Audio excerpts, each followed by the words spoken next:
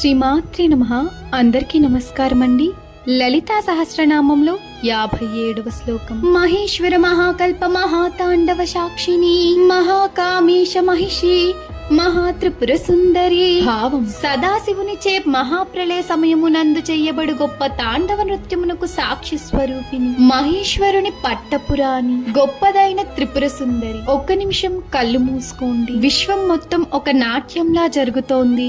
ఆ నాట్యం మధ్యలో శివుడు తాండవం చేస్తున్నాడు. ఆ తాండవానికి సాక్షిగా అమ్మవారు నిలిచింది. ఆమె కేవలం చూస్తున్నది కాదు, ఆ సృష్టిలో భాగమే. ఆ అందం, ఆ శక్తి, అదే అమ్మవారు. జీవితం ఒక నాట్యం లాంటిది.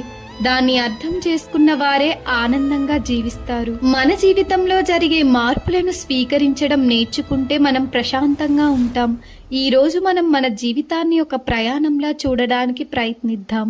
లలిత అమ్మవారి కృప మన అందరిపై ఉండాలని, ఆమె మన జీవితాన్ని అర్థం చేసుకునే జ్ఞానాన్ని ఇవ్వాలని ప్రార్థిస్తున్నాను. శ్రీమాత్రే నమః.